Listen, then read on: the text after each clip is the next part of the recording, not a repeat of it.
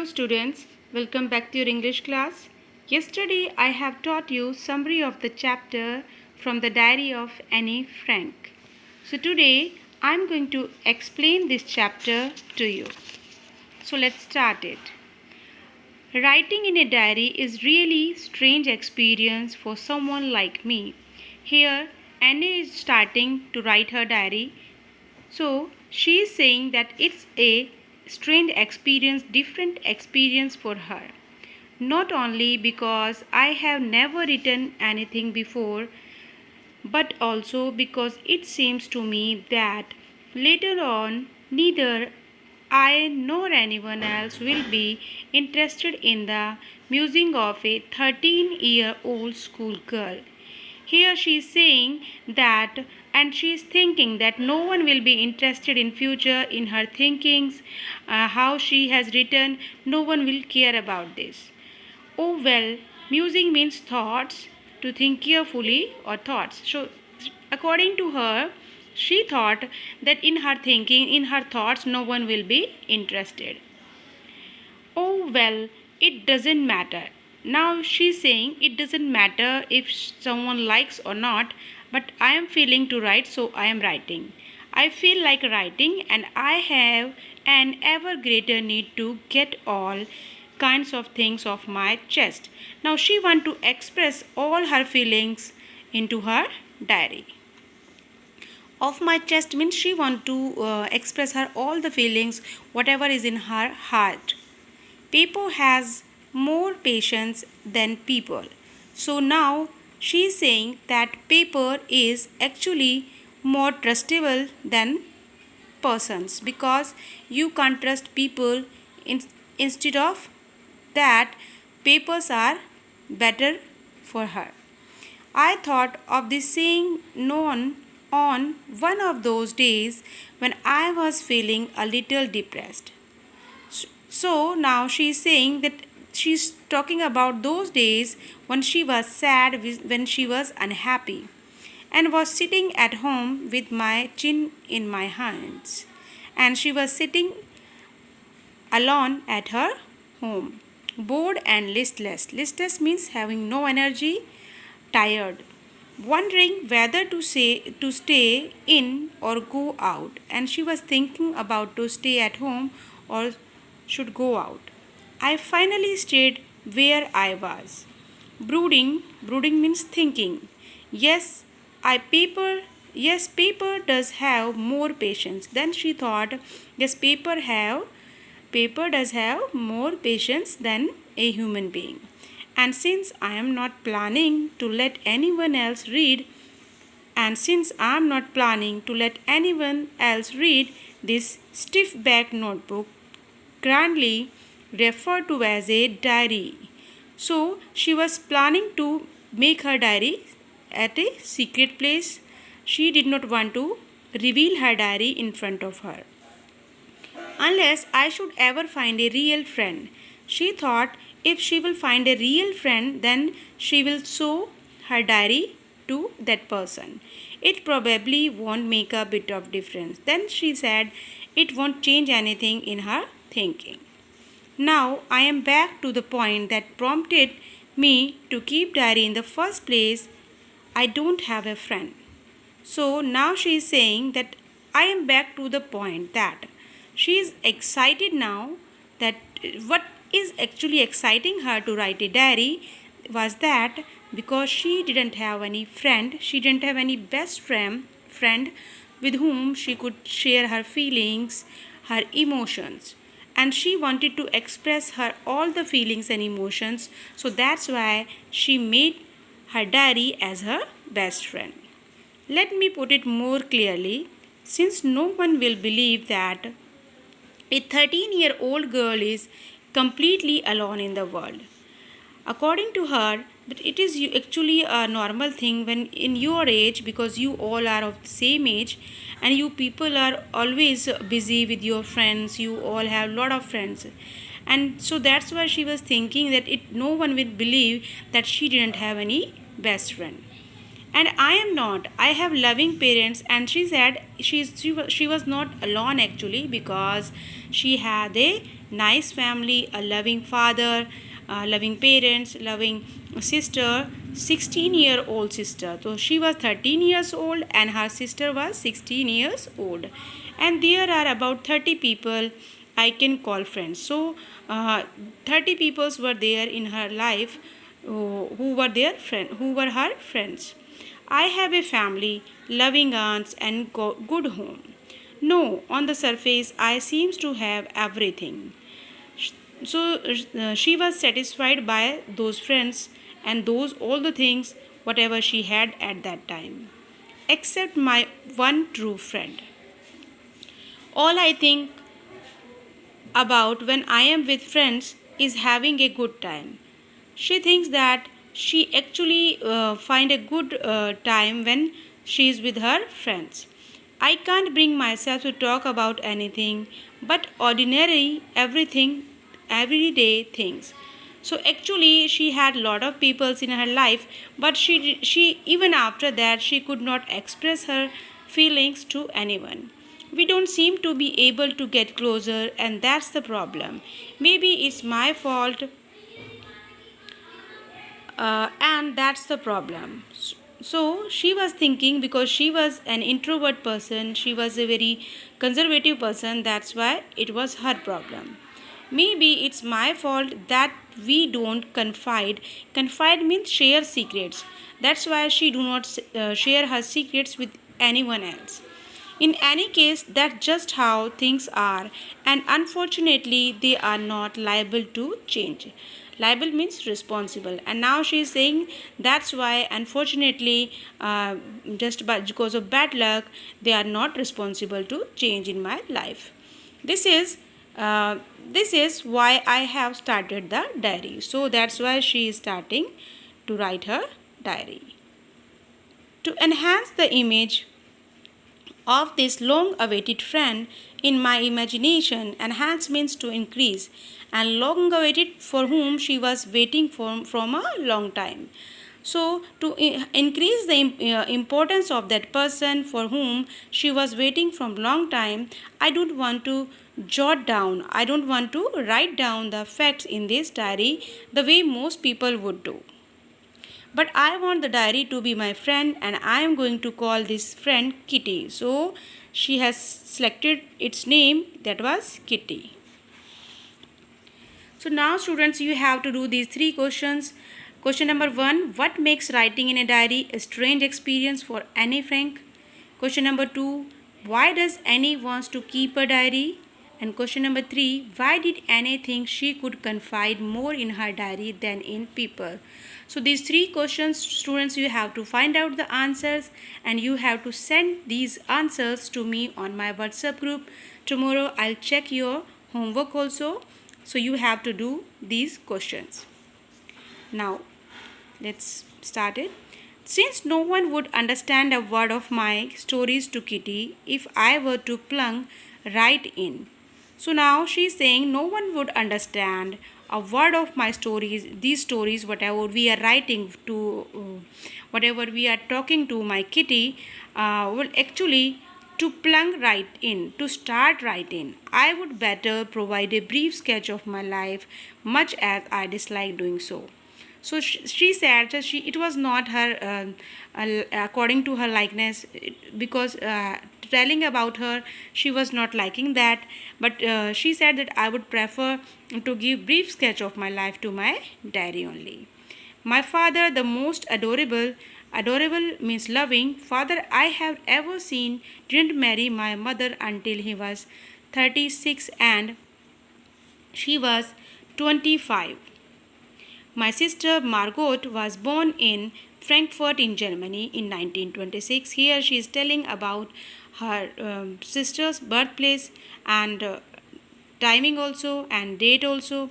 I was born on 12 June 1929. I lived in Frankfurt until I was 4. So she was 4 when she lived in Frankfurt. My father emigrated. Emigrated means went to live in another country. To went to live in another country means emigrated. So her father emigrated to Holland in 1933. And that's why I told you, even her father was not living with them because of his job. My father, Edith Olander Frank, his father name was Edith Hollander Frank, went with him to Holland in September, while Margot and I were sent to I is here, Annie sent to Achen to stay with our grandmother. So they both were living with her grandmother. Margot went to Holland in December and I followed in February when I was plunked down on the table as birthday present for Margot. So plunked down means put down in a casual way. I started right away at the Montessori Nursery School. I stayed there until I was 6, at which time I started in the first form. In the sixth form, my teacher was Mrs. Cupras. Mrs. Cupras was very loving lady and she was her best favorite teacher also, and she was headmistress of her school. And at the end of the year we both were in tears because at that time Annie was leaving her, so that's why she was crying. Headmistress was crying also and Annie was also crying. As we said, a heartbreaking farewell because they both were getting separated at that time. Anne was going, so that's why they both were crying.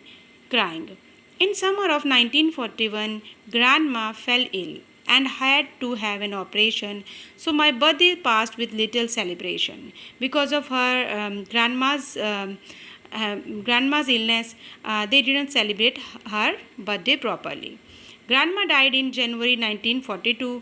No one knows how often I think of her because even she was attached to her grandma also.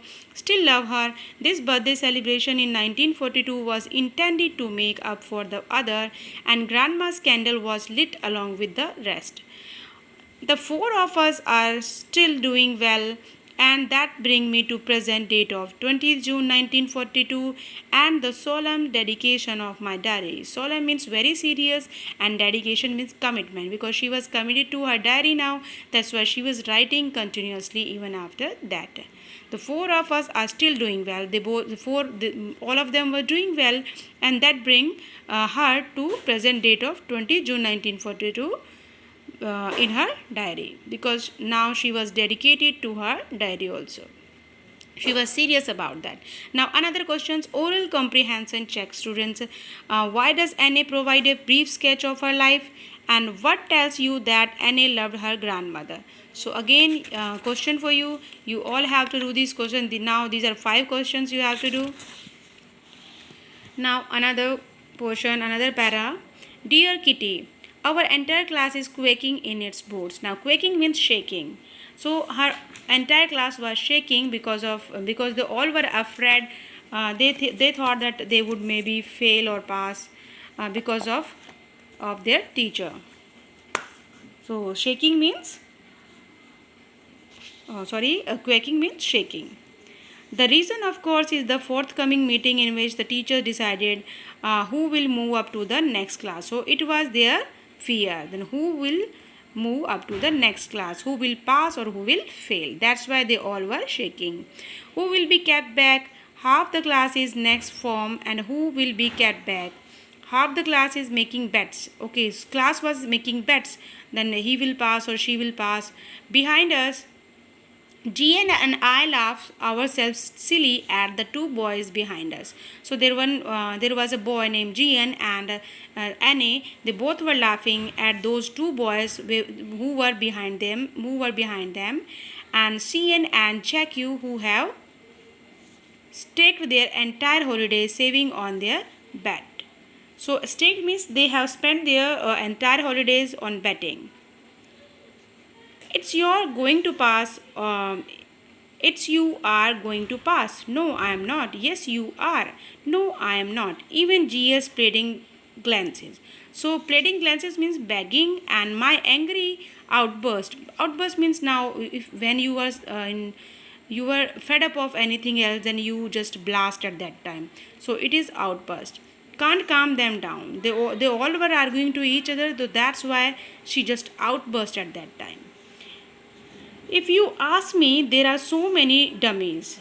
Dummies means stupid person, that about a quarter of the class should be kept back. They are saying that many students were there who could be in the same class, they would fail even.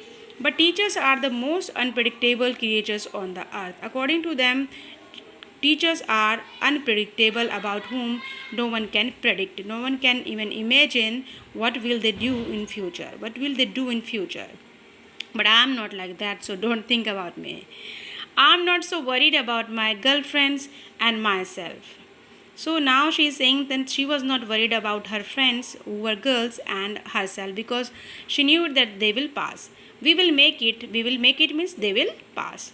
The only subject I am not sure about it is maths. So she was not sure in maths only, otherwise she was sure about other subjects. Anyway, all we can do is wait. Until then, we keep telling each other not to lose heart.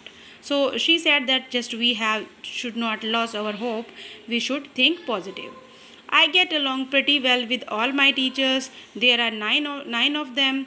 So now she is saying that she have good relation with her teachers. 7 men and 2 women. Mr. Keesing, the old fogey. Old fogey means an old-fashioned person.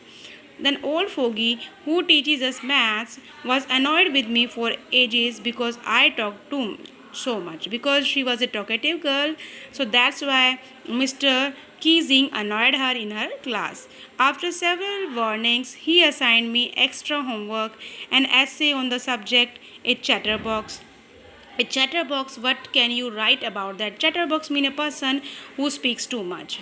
I would worry about that later. I decided. I jotted down means wrote down the title in my notebook, tucked it in my bag, and tried to keep quiet. Then she tried to keep quiet, and then she thought that yes, I have to write. Then evening, after I would finish the rest of my homework, the note about the essay caught my eyes. I began thinking about the subject while chewing the tip of my fountain pen. Anyone could ramble on. Ramble on means talk or write aimlessly for long and leave big spaces between the words, but the trick was to come up with convincing argument to prove the necessity of talking. So she was thinking about to write something that can convince Mr. Teasing. I thought and suddenly I had an idea. I wrote the 3 pages Mr. Keesing had assigned me, and I was satisfied. She argued a lot in her writing. I argued that talking is a student's trait. Trait means feature, because it is students' habit. This is their feature. They all are like that. That I would do my best to keep it under control. So she said that she would try to control her this habit, but that I would never be able to cure myself of the habit, since my mother talked as much as I did, if not more. So now she is explaining even that she talks too much because of her mother, because that habit has been inherited in her from her mother. Inherited means when you get something from your parents, from your elders. Inherited traits means qualities or physically or mental, maybe that one gets from parents. So Mr. Keesing had a good laugh at my argument. Then when because of our argument, Mr. Keesing laughed a lot. But when I proceed to talk my way through the next lesson, proceeded means to continue, he assigned me a second essay. Again, he assigned a second essay to her, and this time it was supposed to be an incorrigible chatterbox. An incorrigible means something that cannot be corrected, that cannot be corrected. Is usually a bad quality, cannot be changed, you can say. I handle we speak in iska kuch nahi ho sakta, like that. So incorrigible means something that cannot be corrected. I handed it in, and Mr. Keesing had nothing to complain about of 2 whole lessons. However, during the 3rd lesson, he would finally had enough. Annie Frank, as punishment for talking in class, write an essay entitled "Quack Quack Quack," said Mistress Chatterbox. Again, the same topic related to Chatterbox. This class roared. Now, the class was roared. Roared means laughed loudly. I had to laugh too, and she was also laughing at that time. Though I would nearly exhausted my ingenuity. Ingenuity means originality and inventivity. and inventiveness, because she thought that she has invented something new, so it was her originality on the topic of chatterboxes. Now she was the only one who was writing on the chatterboxes. It was the time to come up with something else, something original. My friend Sen, who was good at poetry, offered to help me write the essay from the beginning to end in verse, and I jumped for joy. Verse means just like a poem. She was good in that. Mr. Keesing was trying to play a joke on me with this ridiculous subject. Ridiculous means very silly subject, but I would make sure the joke was on him. And she was thinking that I will make joke on you, not on me. So I finished my poem and it was beautiful. It was about a mother duck and a father swan with three baby ducklings who were bitten to death by, bitten means to cut. It is the third form of bit, okay, to cut to death by the father because they quaked too much. Luckily Mr. Keesing took the joke the right way. He read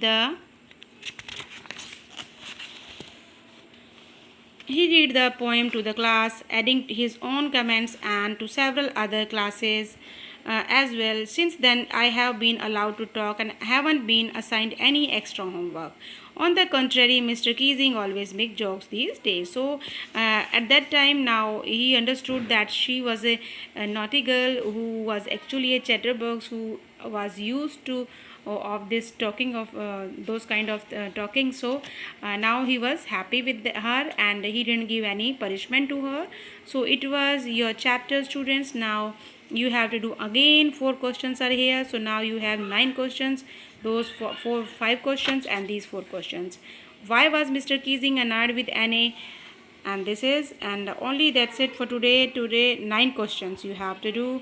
Tomorrow I'll check your homework, so you all have to write your question answers in your fair notebook. If you don't have answers, I'll send you answers also, but first of all you have to try all the answers yourself. Then if you will not be able to write, then I will send the answers also. Okay, then bye for now. Have a nice day, students.